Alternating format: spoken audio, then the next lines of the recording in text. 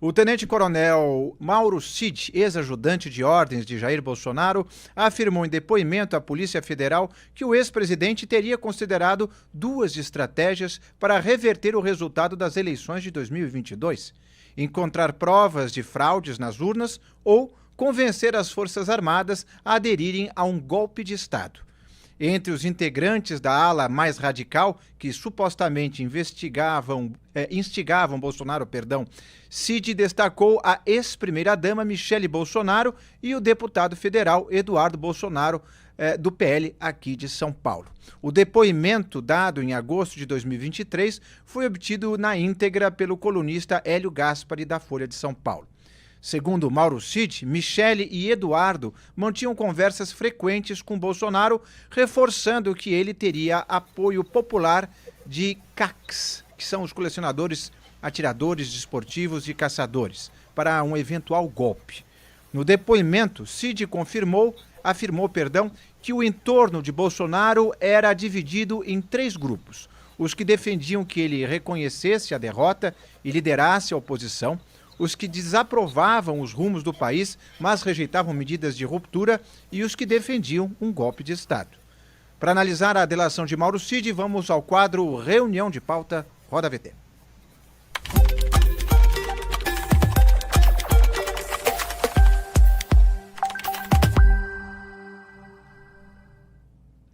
Bom, já estamos aqui com nossa equipe parcial, temos Rodolfo Borges conosco, também temos conosco Wilson Lima, diretamente de Brasília. Boa tarde, cavalheiros. Wilson, vamos começar com o primeiro momento de delação, a gente pode colocar o trecho na tela, o que você acha? Vamos colocar na tela já pra gente... Aí está. Coisa pra gente tá aí. Tem muita coisa pra gente conversar sobre essa delação, mas depois eu faço aqui o resumo.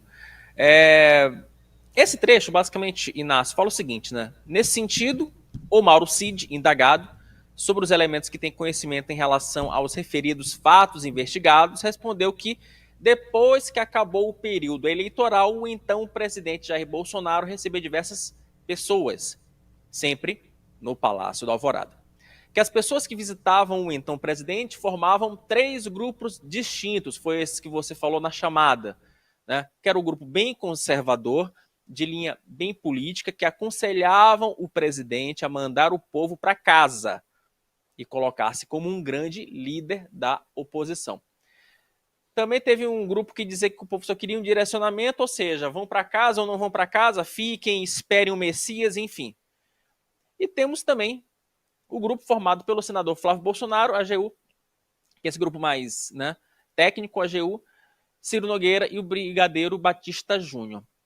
Aí temos o terceiro grupo, pode trazer para cá, depois a gente explora direitinho o trecho lá do Mauro Cid, porque o terceiro grupo, que é o grupo do qual faz parte a Michele Bolsonaro e o Eduardo Bolsonaro, também faziam parte dele o Felipe Martins, que é esse grupo que determinava, que incitou o ex-presidente da República, segundo a delação do Mauro Cid, a se dar um golpe de Estado.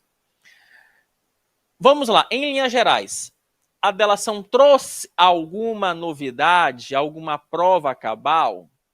Eu não vi, não sei se o Rodolfo discorda, mas eu não vi nada muito para além daquilo que a gente já observava nos bastidores e que a própria Polícia Federal já levantou em alguns elementos. Tem aí um indicativo pela delação que o golpe foi orquestrado, ou a tentativa de golpe, melhor dizendo, foi orquestrado pelo ex-presidente Jair Bolsonaro, que também não é muita novidade, não é? Então, me parece, ô Rodolfo, que pelo menos depois a gente vai explorar os outros trechos da delação, mas me parece que aquilo que nós já falávamos há muito tempo ficou confirmado nesse primeiro trecho da delação. Vou lembrar que esse primeiro trecho foi aquele assinado em 2023, que não trouxe o batom na cueca. Trouxe ali vários elementos, algumas informações, mas, por exemplo, fazendo uma comparação com a do Léo Pinheiro, não, porque eu fiz isso, eu conversei com ele determinou isso, ele determinou aquilo, me parece que não está muito claro isso nesse documento. A parte mais incisiva dele é justamente no momento que o Jair Bolsonaro ele chama os generais das Forças Armadas para falar sobre o movimento, sobre o documento elaborado por Felipe Martins, relacionado ao artigo 142 da Constituição, que é aquele que determina o estado de sítio. Enfim, Inácio, essas são as minhas primeiras considerações. Com as outras delações, a gente vai explorar um pouco mais esse capítulo, no mínimo, nefasto da história política brasileira.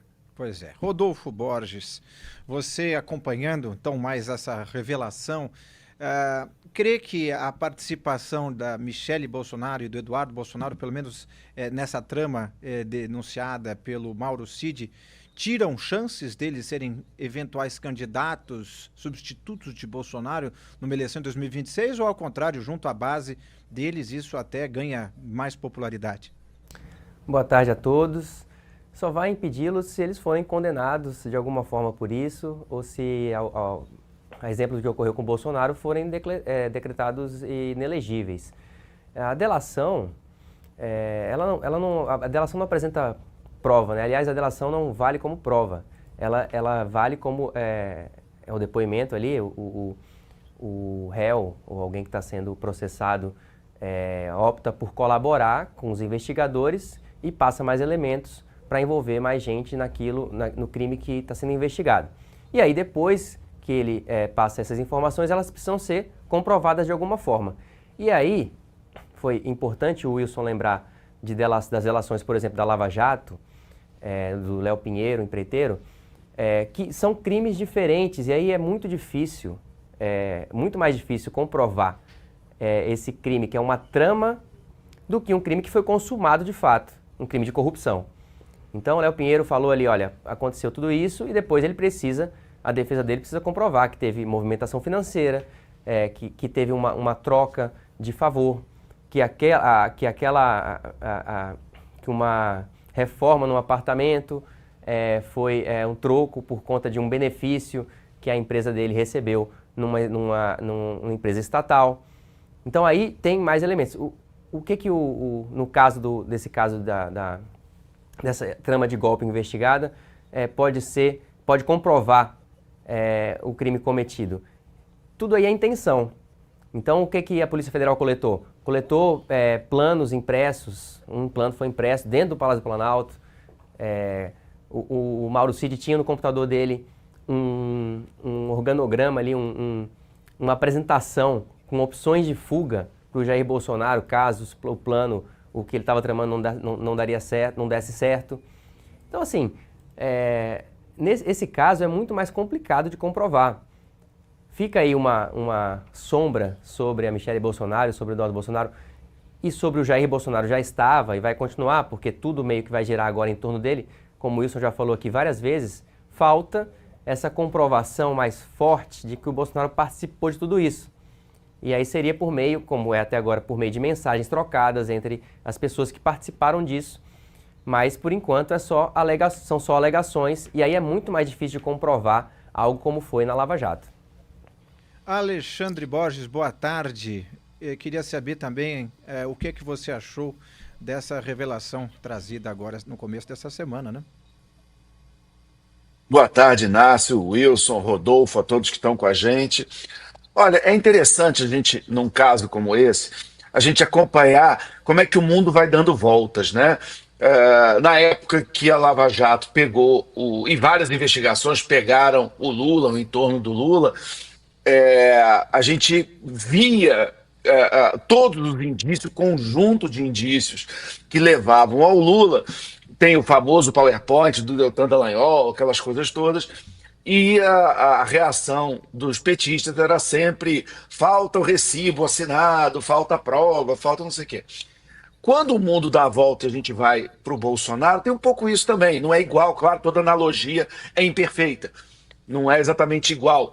Mas, assim, eu acho que dificilmente alguém duvida que o Bolsonaro, que era o grande beneficiário de todo esse esquema, não sabia de nada, não incentivou, não ajudou a viabilizar, né? Tem até um artigo que saiu da Folha há um tempo atrás, eu acho que é do Celso de Barros, se não me engano o nome dele, que ele falava que tinha uma tese bolsonarista, como se um dia fosse fazer uma festa surpresa para o Bolsonaro e falar: surpresa, demos um golpe de Estado e você é o presidente. Enfim, isso é difícil de imaginar. Mas, evidentemente, a justiça tem seus procedimentos, a gente tem que, claro, garantir a presunção da inocência constitucional para todos os brasileiros, e mesmo os políticos, por piores que sejam, não são exceção, né? Você tem procedimentos legais que têm que ser respeitados. Por exemplo, o brasileiro fica indignado, eu fiquei, todo mundo ficou com o Sérgio Cabral, ainda mais eu, carioca, aqui, vivendo aqui, tendo passado por 2 governos do Sérgio Cabral, ver o Sérgio Cabral ali numa cobertura na piscina, dando dica de filme. É claro que isso revira o estômago da gente. Mas, ao mesmo tempo, ele ficou 6 anos em prisão preventiva. Isso também não pode. Então, a gente tem que avançar muito no Brasil para que a nossa justiça seja mais rápida, mais precisa, que ela consiga melhor a parte da investigação, todas as etapas do processo, porque a gente tem uma legislação que ela é muito garantista, por um lado, ela é muito pró-réu, por um lado, em quase todos os casos, não todos, né? Tem muitos casos onde a coisa inverte, na justiça trabalhista, por exemplo, na justiça de família, você tem algumas exceções onde o réu ele é culpado antes de provar que é inocente, em muitos casos. Mas, na maioria dos casos, no direito penal, muito ideologizado e tal, você tem uma quantidade de garantias enorme e a capacidade de geração de provas das polícias, dos meios investigativos do Brasil, muitas vezes não acompanham.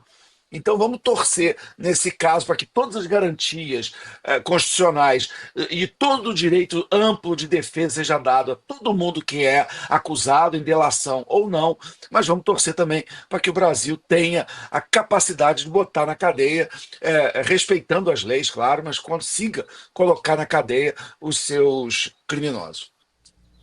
Inácio, Diga lá. deixa eu aproveitar, já que o Alexandre puxou esse ponto, deixa eu colocar na tela a delação 2 para a gente continuar explorando esse material que foi divulgado pela Folha de São Paulo, porque aí tem uma parte que é a parte da confusão ideológica que havia no Palácio do Planalto ali no final do ano de 2022. Segundo Mauro Cid, que quanto à parte mais radical, não era um grupo organizado, eram pessoas que se encontravam com o presidente esporadicamente, com a intenção de exigir uma atuação mais contundente do então presidente. Que uma dessas pessoas era Felipe Martins, ex-assessor internacional do ex-presidente ligado à área mais ideológica. Essa ala mais ideológica ali tinha, enfim, que eram os olavistas, não é? Felipe Martins vinha acompanhado de um jurista que não se recorda o nome. Aqui eu vou cometer uma inconfidencialidade. Eu até sei que jurista é esse, mas ao contrário do que está nos autos, eu vou ficar quietinho porque, né? O que não está nos autos a gente não pode tomar como verdade. Que o colaborador se recorda que o referido jurista escreveu livros sobre garantias constitucionais que os encontros ocorreram em meados de novembro de 2022. Esse trecho, Inácio, e meus colegas Rodolfo e Alexandre, ele é importante porque é o seguinte, depois o Mauro Cid ele narra a minuta do decreto de manipulação do artigo 142 da Constituição, que é aquele, né, sobre o estado de sítio. E nesse documento, o Mauro Cid ele fala que o próprio ex-presidente da República, ele colocou a mãozinha dele para transformar esse documento num documento mais brando do que o apresentado pelo Felipe Martins. Porque o documento do Felipe Martins falava de prisão de Gilmar Mendes, de Rodrigo Pacheco, de Alexandre de Moraes. Segundo Mauro Cid, o ex-presidente depois pegou esse documento, viu que ele estava um pouco exageradão.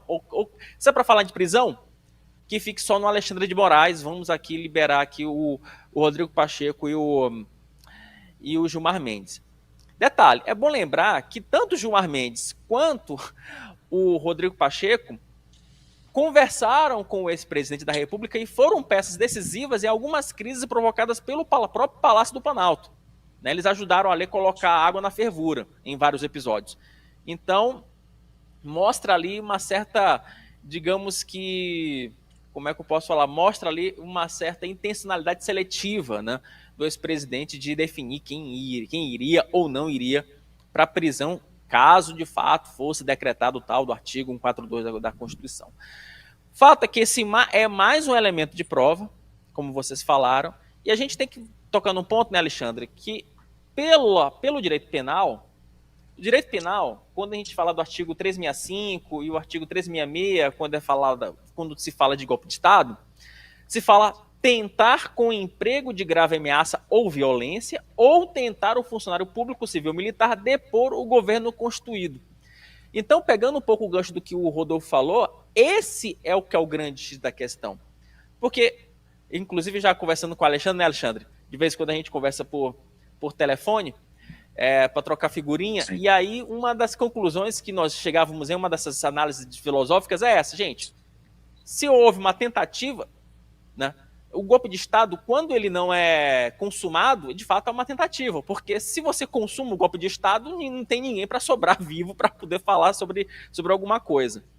É. Então, é como nessa você. ainda que se concentra a investigação da Polícia Federal, porque você precisa provar que o camarada tentou fazer aquilo que é considerado ilegal, que é considerado um crime. Exatamente. Você pega alguns regimes do mundo que são ditatoriais. Vamos pegar, por exemplo, a Rússia, que é um exemplo óbvio. Alguém pode investigar se o Putin deu golpe de Estado?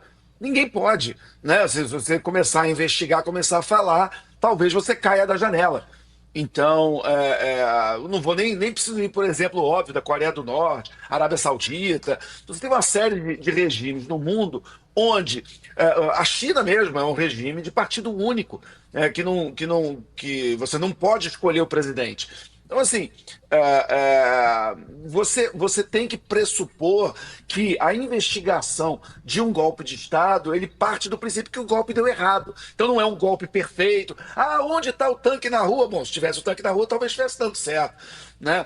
O que a gente investiga é exatamente a tentativa. E a intencionalidade realmente está muito difícil de negar. Né? A gente tem, por exemplo, aquele vídeo do Braga Neto, que é o braço direito do Bolsonaro, foi ministro de tudo do governo Bolsonaro, era o vice da chapa dele na eleição onde ele perdeu para o Lula, agora em 2022, aquele vídeo onde ele fala, pessoal, mantenham a fé, a gente não pode falar agora o que a gente está fazendo, enfim, sabe, quer dizer, tem umas coisas muito óbvias que a gente pode juntar como evidências baseado no nosso bom senso. Se isso vai dar um conjunto probatório que vai levar a uma punição legal definitiva, trânsito em julgado e tal, é outra conversa.